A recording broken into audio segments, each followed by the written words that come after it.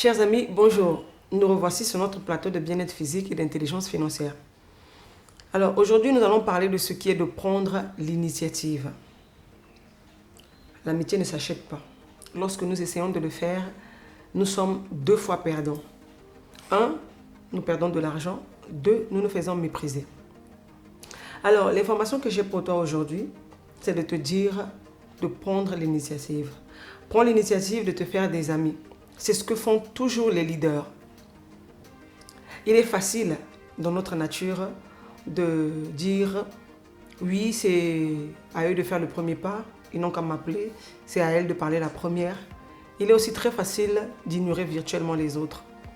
Oui, c'est dans notre nature, mais ce n'est pas l'attitude à adopter devant les autres. Si tu suis la règle qui veut que ce soit aux autres de prendre des initiatives, tu n'auras pas beaucoup d'amis. Les vrais meneurs d'hommes sont en fait ceux qui prennent l'initiative de se faire connaître aux autres, de se présenter aux autres.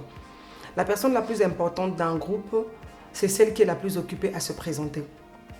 Alors, adopte la juste attitude à l'égard des autres. Il y a une de mes partenaires de business qui me disait une fois, elle était en train de faire un recrutement, en fait elle se faisait de nouveaux amis. Elle me dit, il est possible que je ne sois pas importante pour cette dame. Mais elle est importante pour moi. Alors je dois faire sa connaissance. Et elle a fini par y arriver. N'as-tu pas remarqué comme les gens sont mal à l'aise lorsqu'ils attendent l'ascenseur? À moins d'être en compagnie de quelqu'un. Et la plupart des gens ne disent jamais un mot à leurs voisins. Un jour, je me suis livrée à une petite expérience. J'ai décidé de parler à l'inconnu qui était à côté de moi. Et j'ai noté 10 fois la réaction. Eh bien, chaque fois que je l'avais fait, j'avais une réaction amicale positive. C'est vrai, il n'est peut-être pas conforme aux normes de parler aux étrangers, mais la plupart des gens l'apprécient. Lorsque tu fais une remarque agréable à un étranger, il se sent mieux grâce à toi et tu te sens mieux. Et cela vous permet de vous entendre. Voyons 6 façons de se faire des amis en prenant un tout petit peu d'initiative. La première façon, c'est de ne jamais manquer l'occasion de te présenter aux autres à des soirées, des réunions, au travail, dans l'avion, enfin partout. La deuxième des choses, c'est de te rassurer que ton interlocuteur a bien pris ton nom. La troisième des choses, c'est de te rassurer que tu prononces correctement le nom de ton interlocuteur à sa façon. Parce que c'est très important en fait. Je me rappelle à l'époque où je travaillais avec des Israéliens et des Sud-Africains. Alors moi je m'appelle Magnificat. Et les anglophones, ils ne prononcent pas Magnificat, ils disent Magnificat. Donc chez eux, toutes les lettres se prononcent en fait. Mais ça sonnait très mal à mes oreilles. Donc, plus ils disaient Magnificat, plus je les corrigeais. Je leur disais toujours Magnificat. Mais eux aussi, ils disaient toujours Magnificat. Et je ne me fatiguais pas de leur dire Magnificat. Eux aussi, ils ne se fatiguaient pas de dire Magnificat. Vous voyez que c'est très important de bien prononcer le nom de votre interlocuteur. Et quatrièmement, c'est rassure-toi que tu épelles correctement le nom de ton interlocuteur. Parce qu'il y a des gens qui sont très pointilleux à ce point. C'est comme je venais de vous dire là, que je corrigeais toujours mes interlocuteurs chaque fois qu'ils prononçaient mal mon prénom. Alors si possible, prends son adresse et son numéro de téléphone. Cinquièmement, téléphone ou fais un petit mot ou téléphone à tes nouveaux amis que tu te fais chaque fois. Alors le sixième point, le dernier et pas le moindre, prends le temps de dire des choses agréables aux étrangers. C'est un exercice de réchauffement qui te permet d'être en forme pour tes tâches journalières. Si tu appliques donc ces 6 règles, tu auras alors adopté la juste attitude à l'égard d'autrui.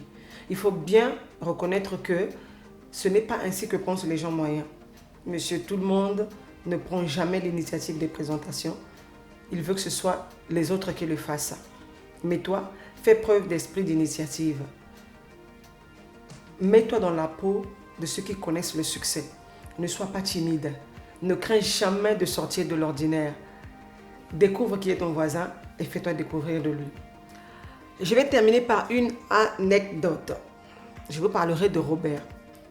Robert était un monsieur qui avait de bonnes qualifications, d'une intelligence exceptionnelle, avec de bonnes présentations et selon toute apparence très ambitieux. Mais un jour, ses collègues ont découvert en lui un point qui les a obligés, du moins temporairement, à le disqualifier. Et son grand handicap, il attendait la perfection des autres. Robert s'irritait pour une quantité de petits détails.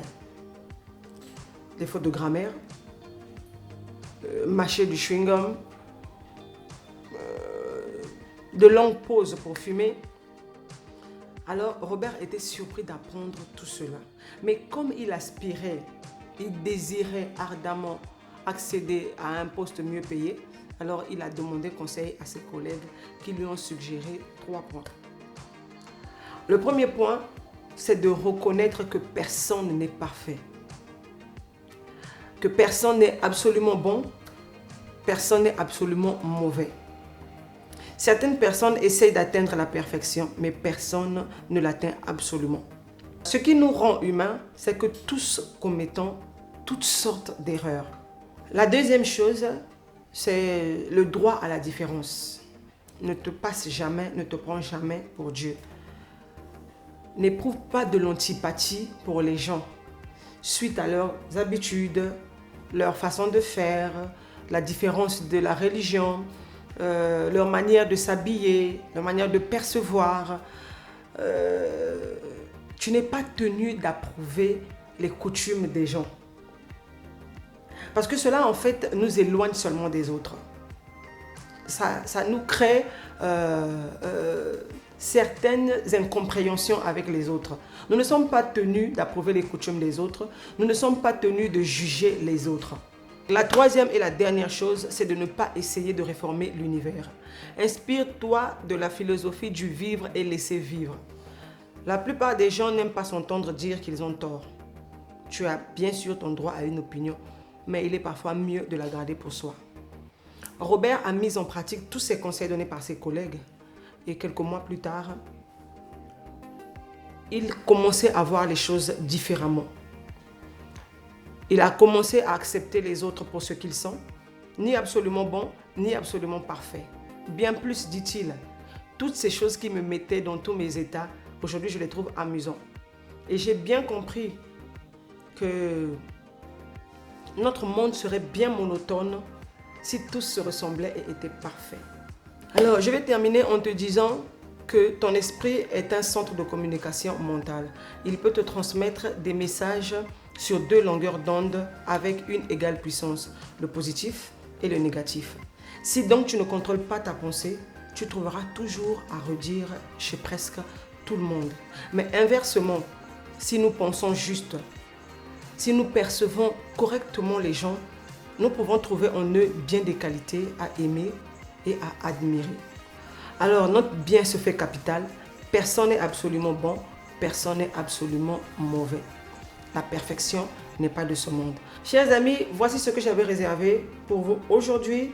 Nous avons parlé de l'esprit d'initiative, alors n'oublie pas, ne manque pas désormais de faire preuve d'esprit d'initiative parce que cela t'aidera énormément. Alors je te dis à bientôt pour le prochain numéro.